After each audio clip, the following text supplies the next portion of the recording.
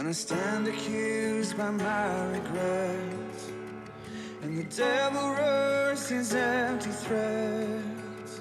I will preach the gospel to myself, that I am not a man condemned, for Jesus Christ is my defense. My sin is nailed to the cross, my soul is healed by the scars. Good day and welcome to Theology in the Dirt. We want to practice our theology in the public square of our homes, our city, and our world. We record Theology in the Dirt from Global Impact Restoration Rome, where we work to address the foster care and adoption crisis in Northwest Georgia, the state of Georgia, the Southeast, and the world as we practice our theology in the public square. You can check out Restoration Rome by going to restorationrome.org. My name is Mitchell Jolly. And I'm Chris Hayes. Thank you guys for listening. We appreciate it. Now it's time to get to some headlines.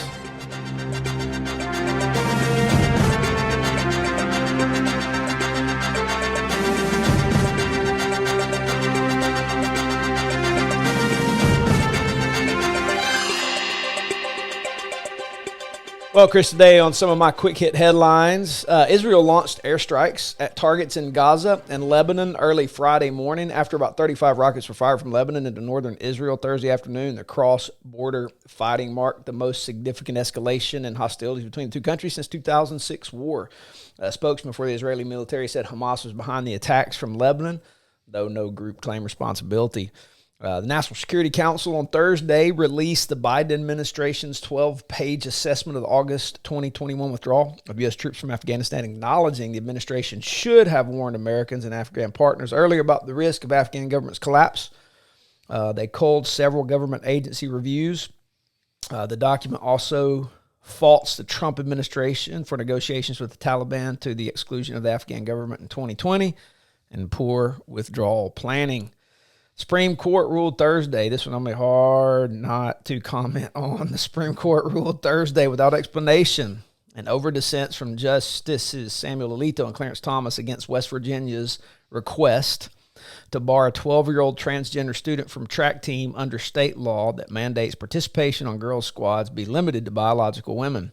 Meanwhile, the Biden administration's proposed a new Department of Education rule Thursday that would allow schools to block some transgender students from competing on teams aligned with their gender identities, but forbid blanket bans. The proposal argues such bans violate Title IX, which prohibits schools receiving federal funding from discriminating on the basis of sex. The rule will have a period of public comment before going into practice. That's going to have to be a podcast. Republicans, this is my last one. Republicans in the Tennessee House on Tuesday voted to expel two Democrat members, Representatives Justin Jones and Justin Pearson, after accusing them of breaches in decorum for protesting against gun violence in the House floor after 6 people were killed in a school shooting in Nashville last week. Jones, who represents the district of Nashville, could be reappointed to his seat in a matter of days, and Pearson, who represents parts of Memphis, has said he will run for his now open seat. And those are some headlines for today. Man, good stuff there. Or good, maybe not the right word, but it's news. Interesting stuff there. News for sure. Right. I've got one local one and then a funny one and then a positive one because the local one's not positive. And I was just horrified what happened earlier this week at Chick-fil-A here in Rome. Yeah. There was a murder-suicide in the drive-thru at, I think, a little after 7 a.m. Nothing to do with Chick-fil-A, to be clear. Sounds like a jealous boyfriend who got out and shot his girlfriend who was driving one car and then turned the gun on himself. And, having friends that work there at that Chick-fil-A, my prayers first go out to the families that lost people, that lost loved ones for whatever reason. That's not good. Yeah. And then also to the Chick-fil-A staff there. Cause you think about a lot of young people there, in no matter what age, having, like, that's not something you're waking up in the morning expecting to experience when you go to work. And so I know Greg will do a good job of taking care of his people, but that's tough. So that is hard. Shout out to those folks. Hope that they are doing okay, and we'll continue to pray for those folks involved. From a funny one that you hit with, you talked about the transgender stuff. There's this video of this lady who's like on some kind of news show or talk show who's like when our children tell us who they are, we need to listen. And it's gone kind of viral because most of us who are normal people are like, no, we don't. But somebody posted that video, and then it immediately goes to this dad talking to his child with a car on fire in the background, and he's like, "You told me you were a fire truck, and now what? You just gonna stand there?"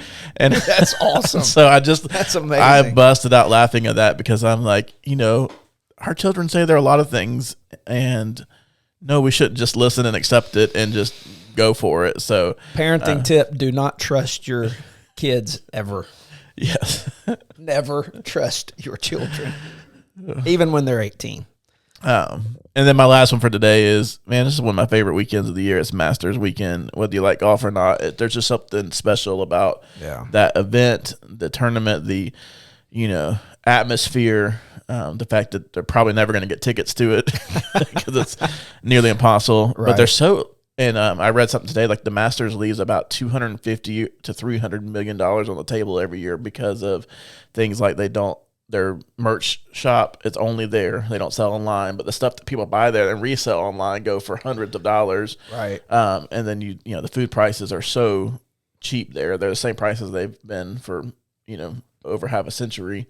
Yeah. And ticket prices, it's like $400. If you happen to get the lottery, it's only like $450 for an entire week pass. And then people turn around and sell those online for $4,000 or $5,000. Right. So, but they do that because they don't make any money off the TV rights. They let ESPN and CBS do it for free. Yeah.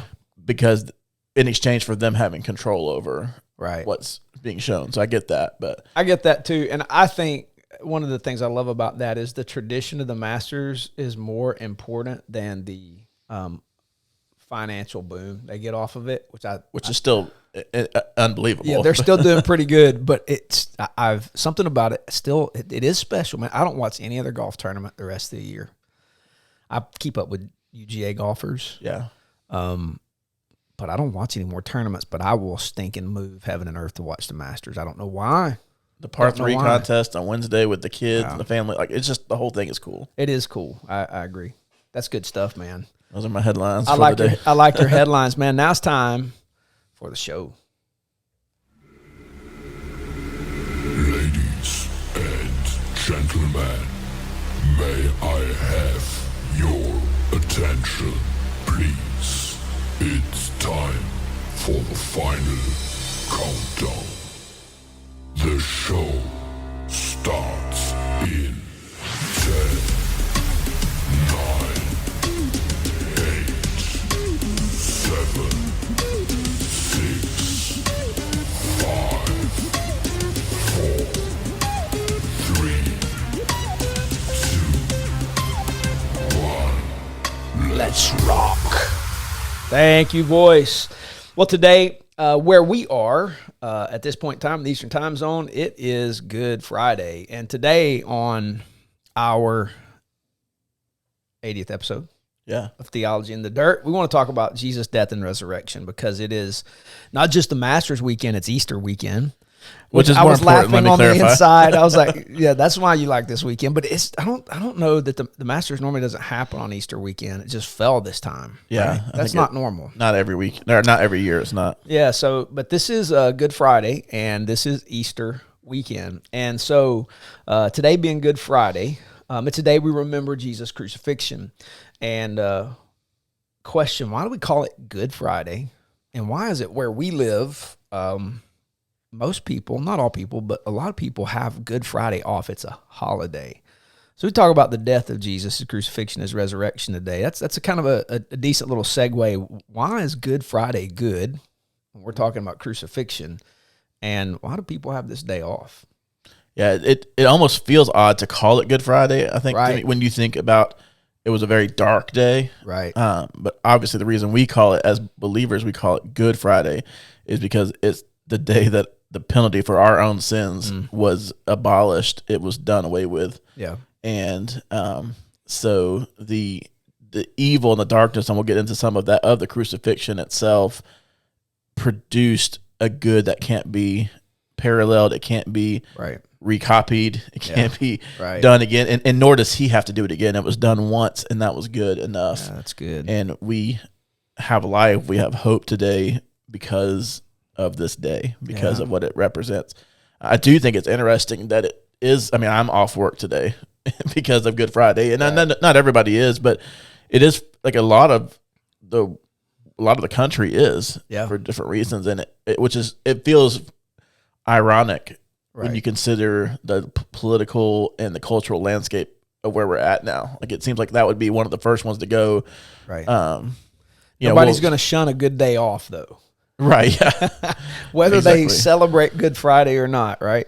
But we do. I mean, it shows how. And I think when I talk a little bit about the resurrection in a few minutes, how the fact that there is a national holiday remembering the crucifixion of Jesus, it has some bearing on whether or not this is just a hoax or something legitimate historical happened. Like, you don't give national holidays off for myths.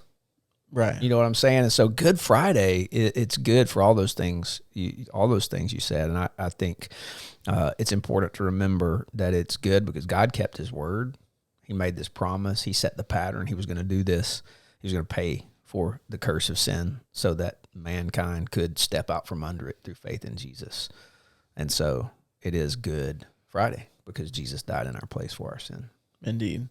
Well, let's kind of dive into that a little bit. We're kind of split it up today, and I'm going to talk a little bit about the crucifixion, and then Mitch, you're going to talk a little bit about the resurrection. And not to dive too deep into it because I think people understand it or they know where to go read it, but we wanted to hit some important aspects. And so for our purposes today, I wanted to kind of talk about some of the historical components, but I've got really kind of four main things I wanted to talk through about the crucifixion, and I know you'll have some thoughts on some of this as well. So, but I think it's really important we look at the historical aspects because there is a lot of evidence that not only that Jesus lived, but that all of this took place. There are a lot of non-believing, or I should say non-Christian historians who support the theology of the fact that there was a Jesus, that man who died, he was crucified, he was buried, that he was risen again. And I think those are important.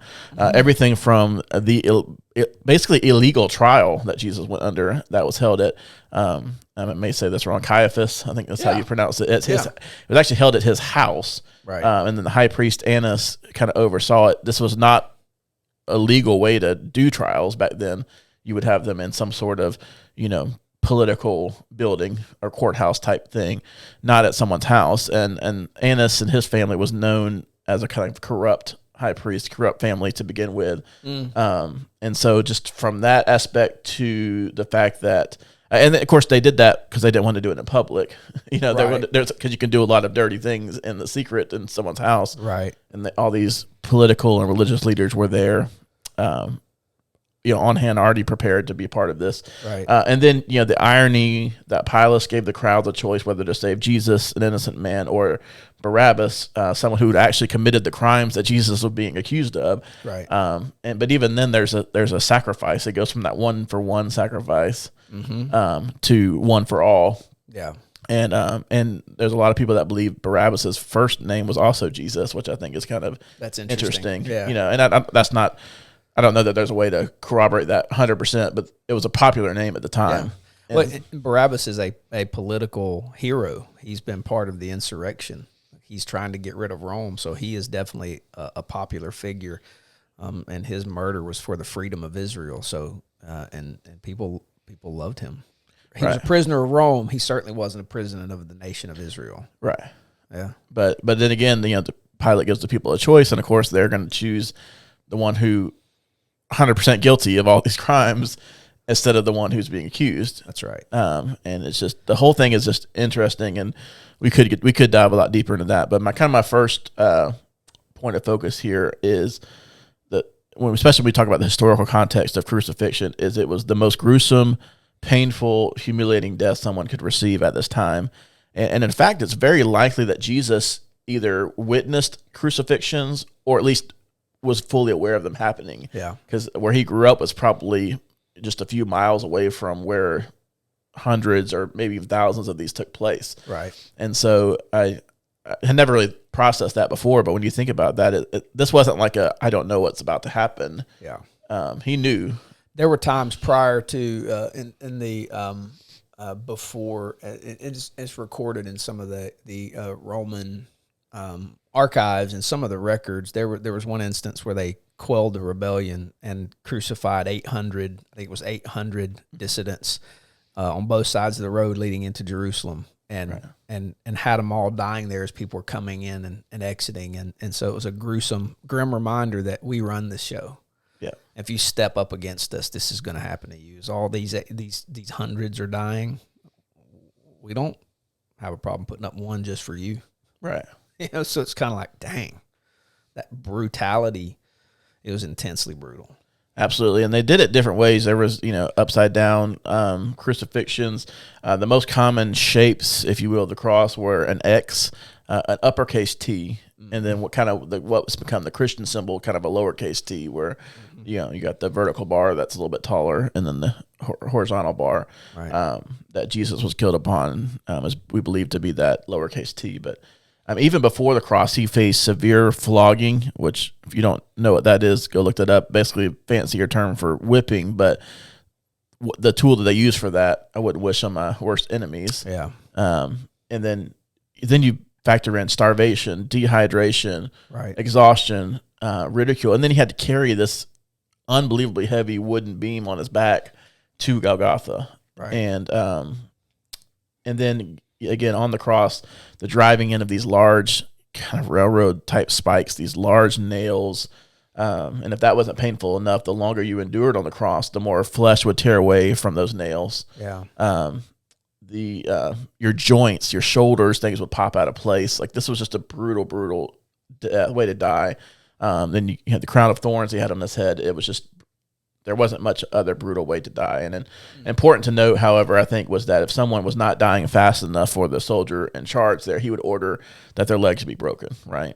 Because they would use their legs to kind of lift the body up enough to be able to get enough air to breathe. Right, yeah. And in order to, not prolong it too long, they would break the legs of those on the cross after a certain amount of hours, just so they could no longer do that. And eventually they would suffocate if they didn't die from everything else going on. But obviously that's significant for us, because if his legs had been broken, he wouldn't have been able to walk out of the tomb. Yeah.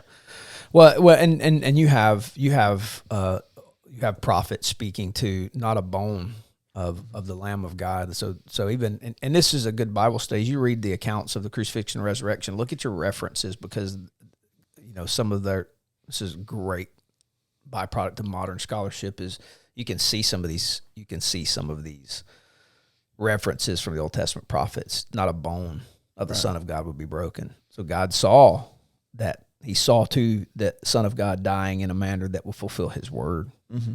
And so not that God can or won't heal, but the prophets had spoken, not a bone would be broken. And by gosh, God kept His word. He did, yeah, to the T. And instead, they took the spear and pierced him in the side. Right. Blood and water poured out, which was a medical sign that he literally was dead. Yeah. At that point, and just a lot going on. The entire the second major component I really want to focus on in the cross is, and this one I don't feel like is discussed enough, mainly just because of the brutality of the physical nature, right? But just the sheer humility of the entire event. It was meant to be more than just brutal and painful. It was mocking. It was ridicule. He was spit on, thrown stuff at him. And while he was clothed earlier in the process, they put you up on the cross completely naked, just as another way to humiliate you. And we see that scripture where they took his clothes, they cast lots for it, basically sold those off. Yeah. As kind of like memorabilia, basically what we would consider now. You think about game-used jerseys and hats going, this was happening there. And I don't say that in a funny way, but just it was all part of, but they knew what they were doing. They knew this was a big deal, and people wanted to have pieces of that, not in a positive manner. So the entire process of his trial, the public beating, all this was meant to humiliate and break him down. Yeah, I mean, the intent to humiliate him as well as deter other people when they see this. I'm sure at that moment Jesus could have cared less about his clothing, but the people watching, there's this full spectrum of brutality for the dying and the people watching it. Right. And it, I mean, the level of psychological as well as physical brutality is through the roof. Like it's insane. Right. And you're right. That's the good point, because it was meant to be a very clear sign of, like, this is what happens if you do this, because they didn't want anyone else rising up, and they certainly, and I guarantee you they would probably not have admitted this, but Pilate and a lot of these leaders were probably deathly afraid that that his followers would rise up against them. Yeah. And so they wanted to make it very clear, if you associate any way with him, you're going to end up with the same. Yeah. And so that's why they went, they put the sign above his head, the crown of thorns on his head. All of this was a way to mock him and publicly just humiliate him on top of the brutality. That's right. My third point here was that Jesus was still doing ministry even up to his final breath. And he saves the man next to him on the cross, which there are a lot of scholars that believe that, because we just constantly hear he was the robber, but it turns out he was probably an insurrectionist as well. He was, just again, similar to what Jesus was being crucified for and accused of. Right. And you think about, especially when we've just laid out the entire brutality of the physical component, the beaten down mentally and emotionally, but even in and of all that, with the amount of excruciating pain and overwhelming emotions of the entire death and crucifixion, Jesus was still making a way, forgiving sinners and giving grace. Absolutely. And, we growing up in church, you always hear about coming down and, the sinner's prayer, and we got to do all these things. And it's not that those things are bad, but I think this is one of those examples where, if you just believe. Right. If you just believe in who he was, what he did for you, believe that he is God, man, you're in. You're in. This is a big deal. Yeah. And even at the end of your life, no matter what you've done, that can all be wiped away. Yeah, that's right. And then lastly, just want to draw some attention to what happened right after Jesus died. There are 4 significant supernatural events that occur, this is laid out in Matthew 27. First, there was a total solar eclipse during the final few hours of Jesus' life, and most believe that he was crucified in about mid-afternoon, somewhere around what we would consider like 3 o'clock in the afternoon. So it should have been bright in daytime, but there was a total eclipse over the last few hours of his death, of his crucifixion. And so this was happening in utter darkness, which all throughout history, and especially in ancient times, darkness was considered a sign of judgment. It was one of the plagues back even in Exodus in those times. And so just that darkness covering and the Lord causing that to happen was a sign that judgment was being happened, not from just on the people onto Jesus, but the judgment happening for all of us through that. That's right. Yeah, so you got, the 6 a.m. is considered the first hour of the day. So the third hour would be 9, the sixth hour would be noon. And so you got the height of the day.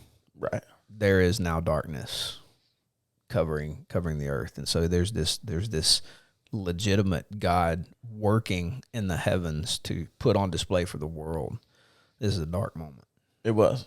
And I think that's important. And it was, even we see that the Lord even turns away at that final hour because he can't look upon. Yeah. Yeah. And that's actually a fun, debatable point. Right. I want to throw that out. I want to throw that out for a second, because I think it's super worthy, because it's Psalm 22. Yeah. Psalm 22. And here's the debate. And I'll be honest with you. I wrestled theologically with this because of and I'm going to welcome anybody to give us some thoughts here. When the Lord cries out from the cross, my God, why have you forsaken me? Is Jesus making a theological statement about the distance between the Father and the Son at that moment? And we have songs. The Father turned his face away. Or is Jesus exegeting Psalm 22? Right. Because when you read Psalm 22, Jesus is stating in those words, verse 1 of Psalm 22. And one of the techniques of teaching for a rabbi would be to quote the first passage or first line or sentence of a passage. They didn't have chapters and verses. Right. They knew the psalm. They knew psalms numerically to which psalm it was, but more important, it wasn't Psalm 22. When Jesus said, my God, why have you forsaken me?" All of his disciples who followed him and who knew their Old Testament would know that's David's psalm. Yeah. And they would know which psalm it was. And when you read Psalm stinking 22, like it's almost a play-by-play of what's happening right there at the moment.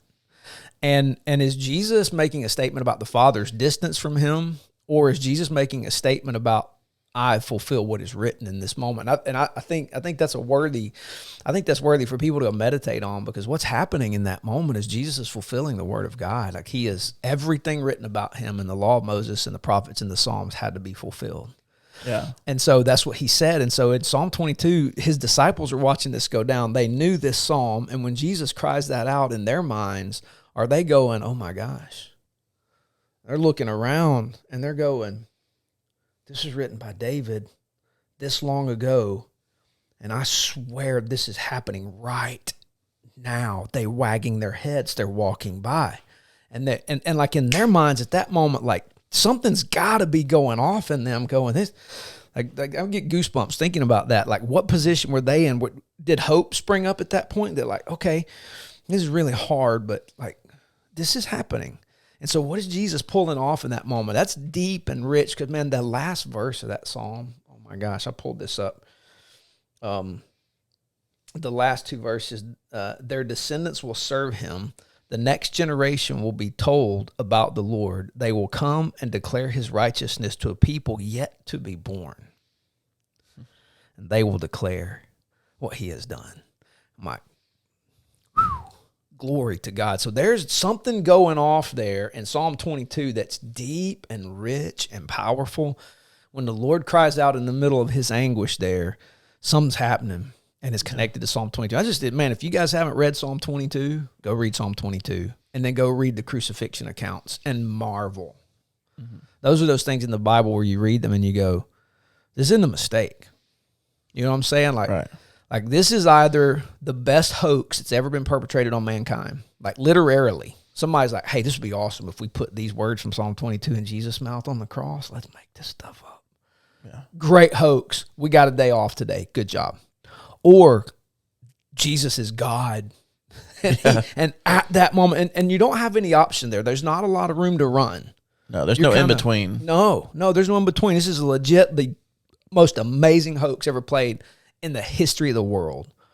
Or there's a God in heaven, and he has orchestrated this moment in time so that we could all look and marvel and go, man, I think I need to be saved. Yeah. And so I'm glad you brought up that moment, because that's one of those Bible moments where you read that stuff and you go, this is real. And there's a lot of those, and I think that's the coolest part is there's prophecies and these foretelling that's been going on for generations. Yes. That's now coming to a head here. That's right. And you're right. And I think that's why the heaviness of this whole thing is it's completely enough that he's just dying for our sins. Right. But when you think about this is the fulfillment of the promise, this is the fulfillment of the Messiah coming, and this is the fulfillment of that sacrifice, and just all these things happening. That's right. At once. And we can debate on so many things as Christians from different denominations, but we can't debate on this. There is absolutely no leeway. That's right. In being a disciple and being a follower of Jesus. Yeah. And you can't do that and not fully accept this whole process. That's exactly right. My last couple of notes here, and then we'll get to the resurrection. The second component here of these four supernatural significant events, the curtain veil in the temple tore, but it didn't just tear, it tore from top to bottom.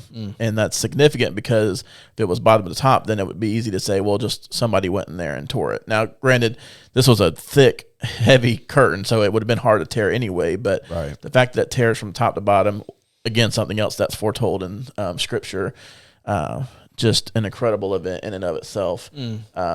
Third, there was an earthquake, and which in Jewish history, earthquakes usually accompanied major acts of God. So there was a significance of that happening in and of itself, and that those two things are kind of considered happening all at once, just as Jesus died, this earthquake, the veil is torn, and then the fourth one is that tombs were opened up, and the bodies of holy people were raised to life. And I think that's even a component I forget about a lot, because we think about, like, I remember the earthquake, I remember the veil being torn, I remember the darkness, I remember all the stuff with Jesus, but I forget, no, he wasn't just about to raise life. He literally raised people to life in this moment. Yeah. And what must have that have been like? What if you're the guy that's like overseeing the cemetery?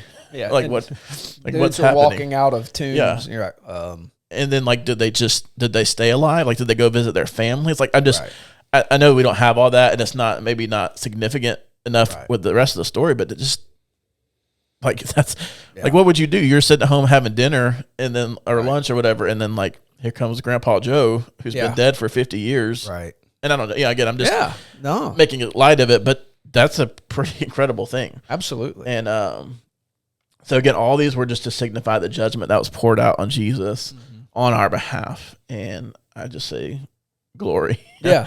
And there's a lot more we can go into, but I want to make sure we leave enough time to get into the resurrection. But I think Absolutely. those historical components are important so that we don't lose sight of this. Isn't just a myth. There are literal scientific things, and there's even a guy that I don't know. So I don't want to say too much because I don't know how much truth there is. But they've done a lot of archaeological study on the fact where the Ark of the Covenant was found was possibly right under the post hole of Christ's cross, and when he bled, the blood trickled down, and there's like this like cave thing almost that goes down to it, and I'm like to the mercy seat, and I'm just like, Wow. man. So you're talking about in Jerusalem? In Jerusalem, Because at one the point. crucifixion site would be typically is outside the city walls, Right. So Golgotha wouldn't be inside the city, but so the where the cross was it goes somewhere underneath. yeah, somehow. So when it was finished, Okay. the ground cracked and made this pathway down to what was been like an underground cave, and supposedly this has been found. Oh, wow. Where at one point that the Ark of Covenant was reportedly Kept at Kept. times. Really. And Wow. again, I can't corroborate that. I just Sure. just found that fascinating, and it wouldn't surprise me if that was true. Yeah, wouldn't surprise me at all. It'd be just like the Lord to put something like that together. Right. That's wild. But there is Yeah. apparently this hole, and you can see the square post hole where at least it was believed crucifixions did happen, whether or not it was his or not. Right. There's a lot of reason to believe that might have happened. But all that to say, there's just so much historical evidence that all this took place. Yeah. Same with the resurrection. So we'll let you dive into that. No, that's good, man. I think one of the beautiful things about the crucifixion is so much of what's happening there also looks like Exodus 19 and God, the Lord coming down on the mountain, and the darkness, the thunder, the lightning, the smoke, the fire, the earthquake, and God's revealing himself in the sight of Israel to Moses, and you get the same thing on this hill of crucifixion, darkness, earthquake, and God revealing himself. So that's not accidental. Right. You know, all these things God is weaving together to show us what he's doing. I mean, and that, you know, again, this is not a Bible episode, but it shows you the cohesive nature of the text. These things aren't disconnected, and history and the playing out of history and these events are not disconnected. God is weaving them together. Yes. The book of Revelation gives us that picture. You know, they get Revelation 4 and 5, and John sees this book and he weeps because there's nobody worthy to open the book, and the angel says, "Hey, don't cry, don't weep. The Lion of the tribe of Judah, he is found worthy. He can open the book." And chapter 6 and 7 is him opening the book, and as he opens each seal, historical things are happening, agricultural things are happening, economic things are happening, and what is John telling us by the inspiration of the Holy Spirit? He's telling us that Jesus runs history. He is the King of Kings and Lord of Lords. He's the creator. And so it's not a surprise that from a post hole in the ground to darkness, that God is running this and he's putting on display his glory. And so those kind of things, those are faith-giving, right? Yeah. That's huge. When you talk about the resurrection, like I put in my notes, proofs of the resurrection, and I want to qualify that because there's no silver bullet when it comes to defending the faith. There's no instant silver bullet that produces faith, because faith can't be produced by logic. Mm-hmm. Faith is a gift of God. And there's no silver bullet that refutes any and all claims against Christianity. But what we can do, however, is glean some nuggets of truth from the text of the Bible and their claims that help bolster our faith that God gives to us. And so when I say proofs of the resurrection, don't come looking for some ironclad, like, there it is. That there's no such thing. Right. Faith is a gift of God. Faith is sustained by the grace of God. And as in the middle deponent, little grammar there for everybody, we live by faith, we exercise our faith, and it is sustained by God at the same time. So there's not a silver bullet. But what we can do is when we look at the resurrection, there are some logical components that we can take in from the text that help us to see some of the things we've talked about already, that this is not a fancy. This is not just a story. This is reality. Mm-hmm. And so here's the first one. I've got quick 8 of these things. The first one is Jesus was dead, not simply passed out. Yes. Like, there is no such thing. There used to be this theory that I think it's called the swoon theory. Jesus is just kind of passed out. It's impossible to survive crucifixion. I'm sure there are some who have, possibly. I've never read of them. But these soldiers, number one, on their life, we're going to make sure these cats are dead. Because if they're not dead, they're going to be dead. And right. they're going home at the end of the day, bottom line. And so they're going to do what they have to do to make sure this person is dead. And so not only is crucifixion brutal, as you pointed out, these guys made sure Jesus was dead. And the Gospels record for us them making sure they're dead. And so in the instance of the 2 crucified beside Jesus, their legs were broken. In his instance, his spear was thrust up into his side to ensure he was dead. Jesus wasn't passed out. Jesus was simply dead. Yes. So there's no such thing as Jesus being passed out. He was dead, which leads to one down the line, and we'll get to it in a second. But number 2, eyewitness and early accounts of Jesus' resurrection. Luke chapter 1, first 3 verses. They claim, Luke being a doctor, is claiming what he is writing is a result of his historical research. So the claim of the text, you look at it on the surface. Luke's claim is not, this is a fanciful story. He's writing to a guy named Theophilus, and he wants Theophilus to know that his faith is rooted in something that's real. So he said, I've compiled an orderly account for you, most excellent Theophilus, so that you can know that what you believed is rooted in reality. That's paraphrasing Luke's words. And so these guys are writing historical records of what happened. And so these eyewitness accounts of Jesus' resurrection are huge. So you got the 2 women at the tomb first, Mary, and then some accounts have another woman there. So you got the women, which, by the way, is huge because women's testimony didn't count. They were cattle, and so they didn't count in testimony. They couldn't testify. Jesus chose his first eyewitnesses to be women who the rest of the world wouldn't even count their testimony. And so if you're trying to prove something, you definitely don't include women.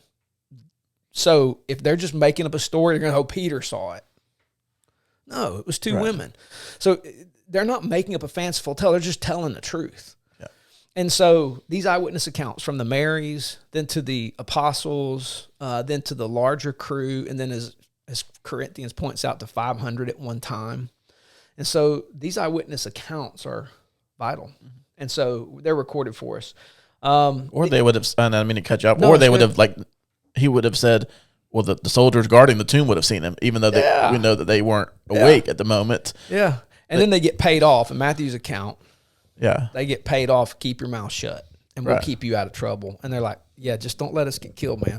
There are too many details about this for it to be just made up. Because you're right, at that time, they would have not chosen women. Even if that had been the case, they would have said, oh, no, I saw it. Yeah, we can't tell that because nobody's going to believe the story. Right.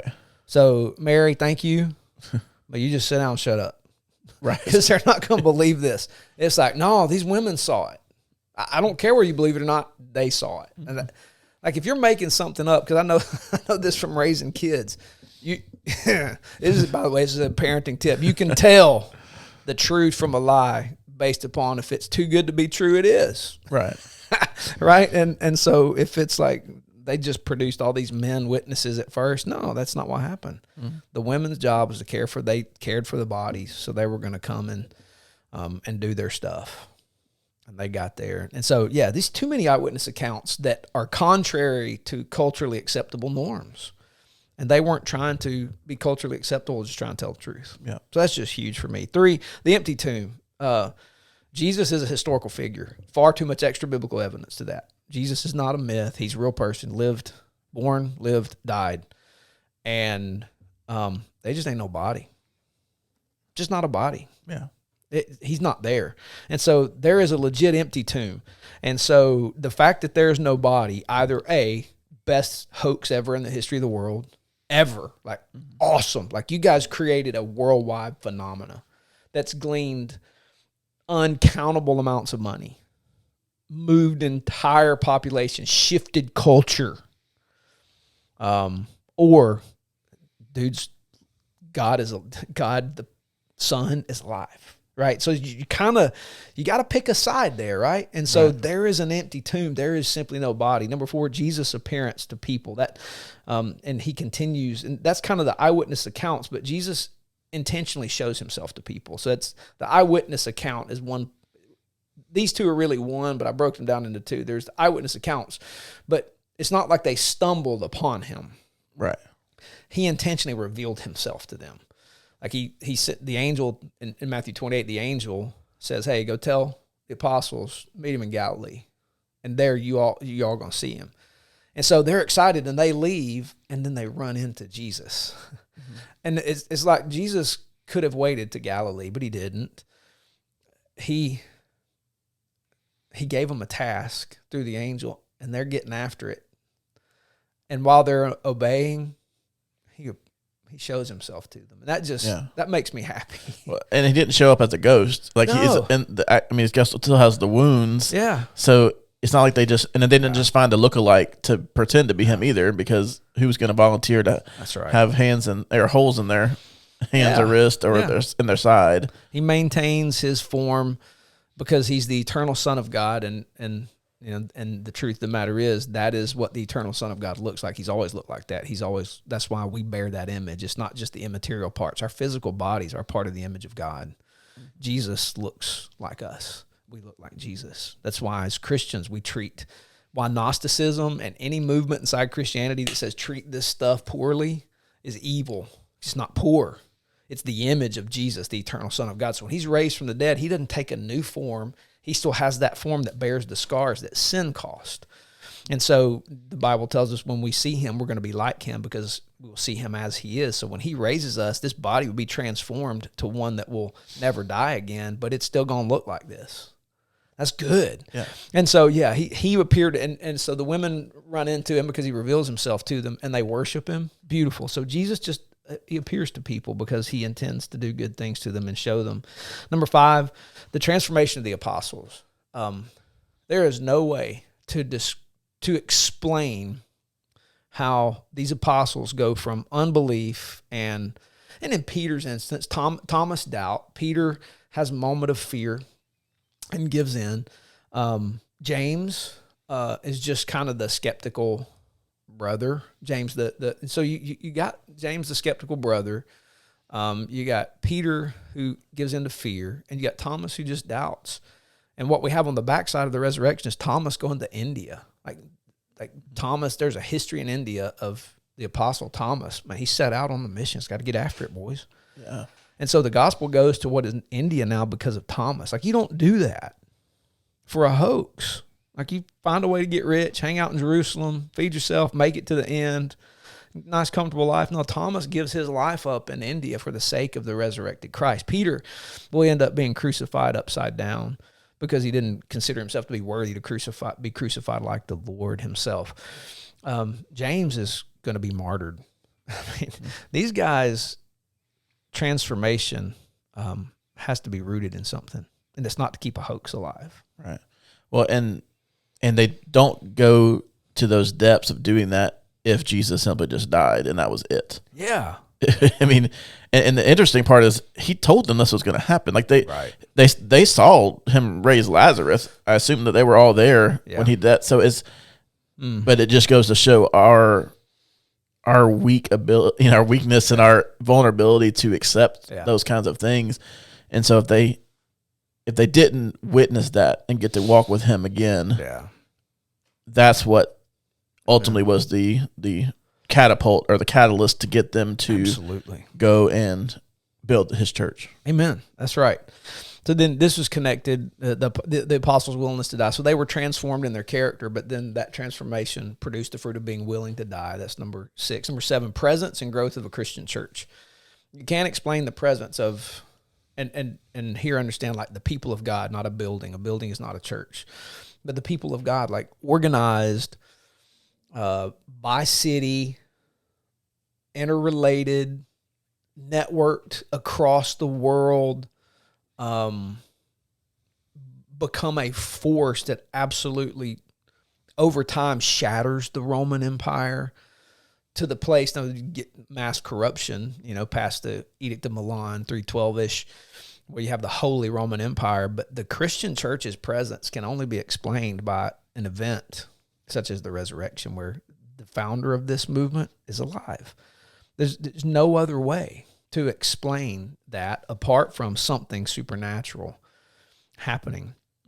And then finally shift from Sabbath day of worship from the Sabbath day to the first day of the week, which is Sunday, which is, we don't recognize Sunday as the first day of the week, but it's the first day of the week. Monday's the second day of the week. And so what happens is, Sabbath being Saturday, synagogues, who, not all of them, but the Christian church being birthed out of that sort of synagogue model, begins to gather on Sunday. Why? Because that's the day Jesus got up. And so you have this shift in what is considered a Sabbath day in the Christian church to the day commemorating his resurrection. And so that's a big deal. And so these things aren't ironclad, because, again, logical proofs can't create faith. Right. But they can certainly bolster that faith that is there to help us go, yeah, that makes sense. And in so doing, help us in moments of weakness. And so the resurrection produces for us, the cross and the resurrection produces our salvation, but it's also powerful to sustain us on non-Easter weekends, on other times of the year where we remember, no, this is real. Like, I'm not making this up. I didn't seek to make it up. This happened. This is real. I believe this, and I can hang on for one more day. Yeah. And so those are some proofs of the resurrection that I hope you guys will find helpful as you navigate life. So do you have any takeaways, Chris?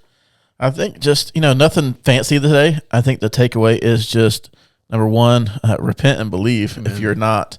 And number 2, don't allow this to be a once a year kind of process of thinking. I think it's important that all of our faith, everything we are, stems from these events of Jesus' death and resurrection, and they are a huge symbol of our lives. The fact that he purchased that payment, he went to the cross to do it once, and that was good enough for all, and that his grace is sufficient for us. And so he's not a God that seeks to repay our sin or our evil. He's already done that. And I think there's a freedom there that we need to be reminded to live in, because I know I'm guilty of looking shamefully at myself or being disgusted by decisions I made or failures that I've done, whether it's recent or far back. It's easy to go back and do that. But to know that when he looks on me, he doesn't see that is something that is not only freeing, but it just spurs me to want to erupt in song. And wow, it's easy to do that on Easter Sunday. It's basically our Super Bowl as Christians, if you can't worship on Easter Sunday. But I think there's a component there to be reminded of this every week, every day, every moment, and to walk in that. That's a good word. And I would say one of the challenges that I think we all find, and this is very like hands in the dirt, but Easter has a hard time culturally competing with Christmas. And yet it is the superior, like you said, it's the Super Bowl of our holy days. And yet at the same time, it almost feels like a forgotten one. Like, even in my own soul, I'm not the hugest fan of the church calendar. I'm a true Protestant at heart. So there's a lot of what happened through this is not a church history podcast, but I love church history so much, the activity of God that as Protestants we're unaware of, that God moved mightily in the Middle Ages. And God moved mightily through a very corrupt church. So it's not like the Reformation saved the faith. That's arrogant. The Reformation did not save the faith, because no man saves the faith. Jesus runs the faith. Jesus refines his church. And so some of that's my fault for being hypercritical of some of the established churches' problems through the late half of the Middle Ages. But, man, so much of what was created in that good stuff is a calendar that's very Christian, and that's a good thing. So even I pay more attention to Advent than I do this season of Lent that leads up to the resurrection, and that's my fault. And I have my own problems there. But all that to say, don't let the cultural sidelining of Resurrection Sunday lead to an internal devaluing of Resurrection Sunday. Find ways, and I probably need to assist in this by doing a better job of highlighting it. Even in our sermon series, probably need to do more Lent stuff. And I take that to heart often every year. And sometimes we've done that, sometimes we haven't done that. But I don't want to contribute to demeaning this day by not giving it the attention it deserves. Yeah. And I think I've done that over the years. And then finally, parentally, parents, be careful with this day. It's okay to have as much fun. Like the Reese's peanut butter egg is the best of the Reese's, and that's an Easter production. Robin eggs are the best. Amazing candy. I love Robin's eggs, malted, whatever that stuff is with chocolate around it. And it's easy to get into all the cultural stuff of Easter and miss the point. Enjoy all of it, whatever, right? I don't care, but don't let it overshadow the fact that there is a cross and an empty tomb. And anything that detracts from that, we probably ought to emphasize less. So whatever you do, don't let the cross and the empty tomb go without emphasis. Figure out your ways to do that. You can do it different. Every family does it different. Yeah. We had ways of doing it. The boys got Easter baskets, but they were full of C.S. Lewis books. They were full of Chronicles of Narnia and Aslan and Reese's peanut butter eggs and Cadbury eggs and fun stuff. But man, we made sure that sitting over all of that was the cross and the resurrection. Figure out your way to do it and make sure it gets emphasized. Guys, we appreciate you listening. Thank you for our supporters. We're exceptionally grateful for those who support Theology in the Dirt. We work hard to come up with content. We study. Chris has a job outside of this. I have a job outside of this. But we have a lot of fun doing this, and we always comment when we turn this thing off that was just fun. It is. We have a good time. So we hope you feel from us that we enjoy doing this, and we appreciate you guys who support us. We appreciate you guys who listen. Our audience is growing a little bit. We have a small audience, and our audience is increasing a little bit. So as you share the podcast, as you rate it and do all that stuff, you help other people find it. So if you find Theology in the Dirt helpful, please share it. Share it with your family, friends. Give us a good rating, and it helps us. We're available on all kinds of platforms. Yeah. And so Spotify, Apple, Pocket Cast, Anchor, all those good things like iHeartRadio, it's all there. So you find your favorite, share it.